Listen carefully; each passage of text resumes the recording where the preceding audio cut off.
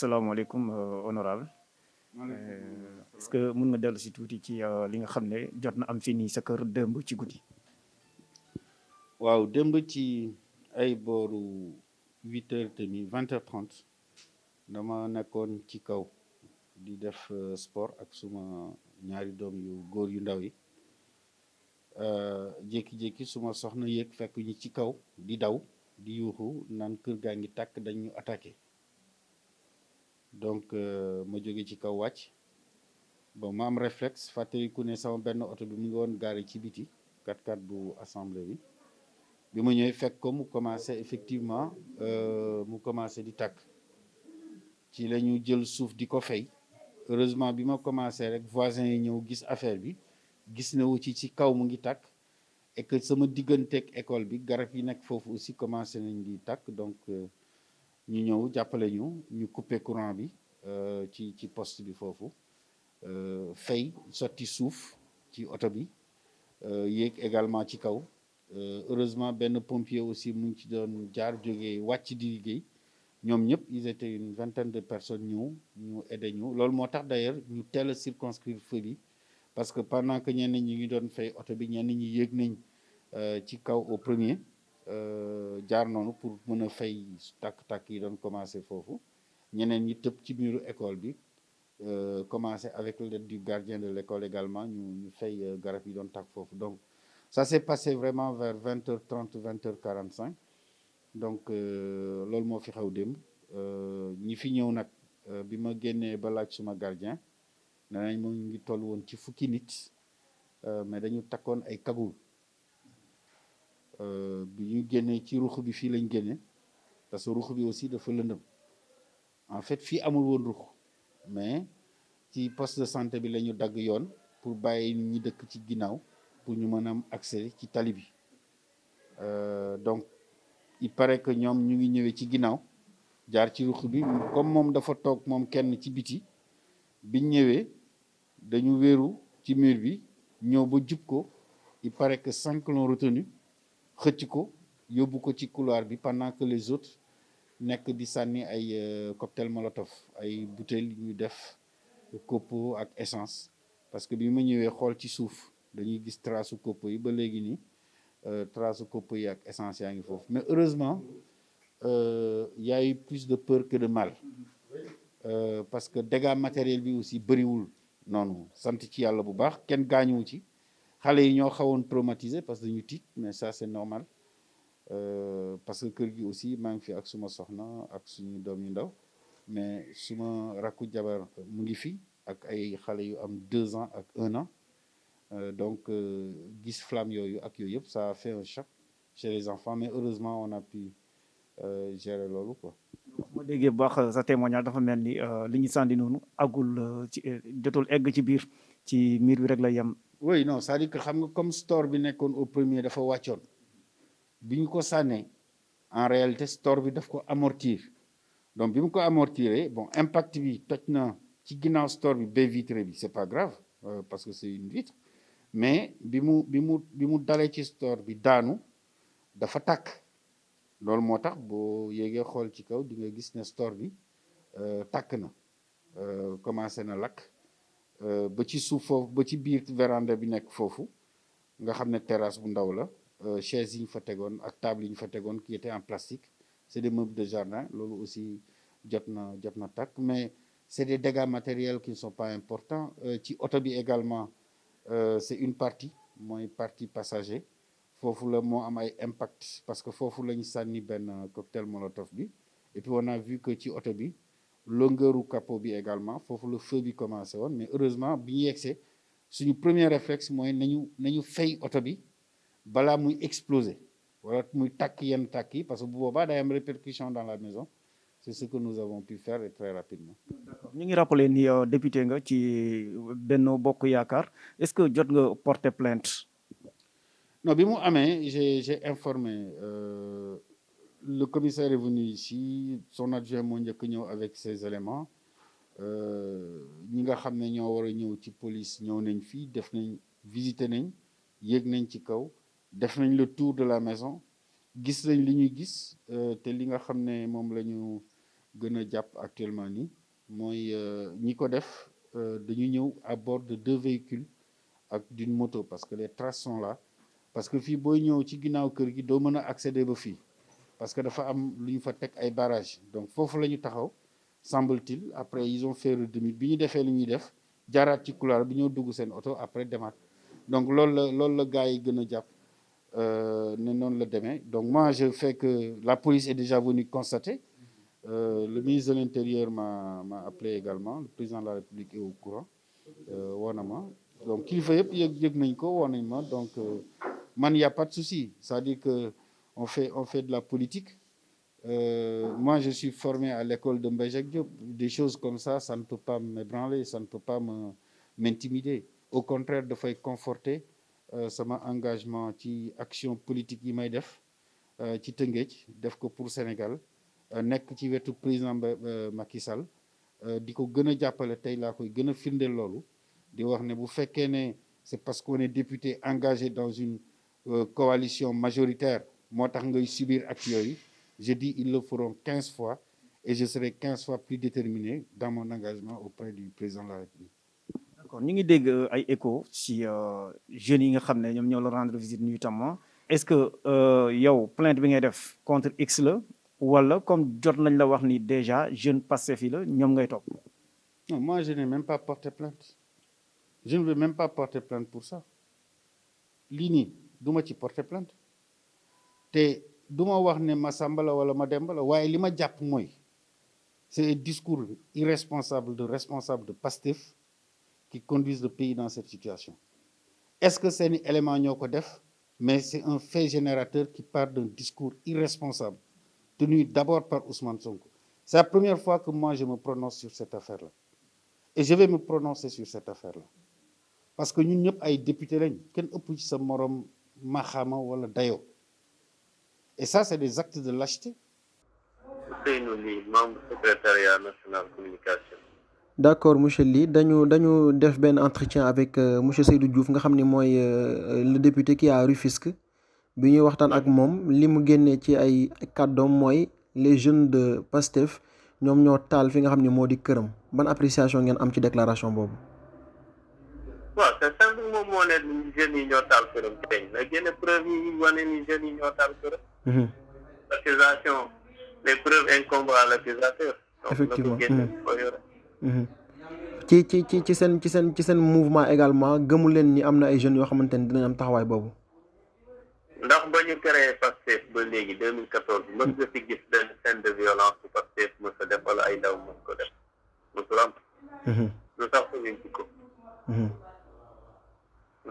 mais ci li nga xamante ni nii mooy en tout cas li si seen leader ak jamono yi nga xamante ni nii moom lañ toll accusation yi ñu ngi koy jëmee ci kawam ban taxawaay la Pastef war a am en tout cas loo xamante ni nii bu ko Sénégalais yi gisee dinañ xam ni taxawaay bu responsable la naka ngeen di waajalee seen bopp ci mbir mi. waaw mais taxawaay boo xamante ni mooy li mu wax alxames bi passé. que ni il invoque son droit constitutionnel naturel et individuel. D'accord. De résister à l'oppression donc droit boobu noonu mu invoqué ñun ñii tamit nekk ay citoyens sénégalais droit boobu la ñuy invoqué nous invoquons nous tous les militants et sympathisants de Pastef notre droit constitutionnel naturel et individuel de résister à l'oppression donc te loolu boo xoolee ci constitution Sénégal mu ngi ci donc c'est un droit boo xamante ni résister moom c'est un droit boo xamante ni constitution moo ñu ko may te dinañu résister incha allah. est-ce que tamit du yomb ci jamono yu ñu nekk nii bu fekkee gis nañ ay débordement rek ñu ne ay ndawu Pastef lañ est-ce que nekkul loo xamante ni tamit waa nguur gi mënees na see jaar ba taqal leen. waaye comme ni xam nga yaa ko waxal sa bopp ndax mën gis débordement rek nga mën ci taqal nit xam nga loolu c'est très léger. état bi nga xam ne moom am na ay moyens di enquête ak mën a saytu bu dara xewee nañ enquête saytu. ñu xool ba xam ndax lu Pastef takk la wala takkul. taxawaay bi daal mooy enquête bi génnee ni am na responsabilité des jeunes du Pastef ou non. xam nga lu ñu ne nit moo ko def. ñu nekk ci dëkk boo xamante ni dafa am ay service d'ordre ñoo xamante ni bu fa dara xewee boo amee lu la nit da ngay dem nga plainte foofu. boo fa tey ñoom dinañ def seen enquête. Récemment gis nañ ci benn responsable APR bu nekk Louga. Manifestation le 8 février amee dafa wax ne waa Pastef ñoo taal këram. mais ba ñu enquêté gis nañ ni ka taal këram moom mbokkam la. te mu ngi woon ci biir kër gi. donc dafa yomb trop tamit bu ñu taxaw dara xew rek ñu ne waa Pastef parce que nit moom boo bëggee gàkkal deram da ngay jël rek lu jug rek nga ne moo ko def. mais ñun on a toujours eu benn attitude responsable ci ni ñuy defee suñu politique. te boobu ba tey gis ngeen mosoo leen gis parce que liñ ko mës a attaqué ci depuis ba mu fi nekkee 2014 ba tey amul benn parti politique bu ñu ko fi attaqué te mosoo leen gis ñu am benn attitude boo xamante ni attitude la buy wuute ak li nga xam ni mooy démarche républicaine wala démarche boo xam ne dafay dëppoo yoon. ñun xamuñu loolu te duñ ko mës a xam. parti yi fi nekk nag sax ci violence di yore jaase di tasi ay mbooloog yooyu parti yooyu xam nañ leen. waaye Pastef moom ala kulli haal duñ ko mës a dégg ci yooyu ku fi wax nag Pastef fa def sàngam wala Pastef moomu def sàngam da ngay fexe nga génne preuve yi koy wane parce que wax ko dafa yomb mais boo ko waxee itam fexe nga génne preuve yi parce que boo génnewul preuve itam mooy li ngay wax yow itam da ngay sos donc la. Moi j'ai des jeunes qui sont là à Rufisque parce qu'on connaît aussi les maisons des responsables de Pastef à Rufisque. Ils sont certes pas nombreux mais on les connaît. On connaît les responsables qui sont là, qui s'activent autour de tout ça. Qu'ils habitent Cité Millionnaire, qu'ils habitent Santhiaba, etc. On les connaît. Et on a des jeunes comme eux. Mais moi, j'ai dit à mes jeunes, la République, ce n'est pas la loi du talion.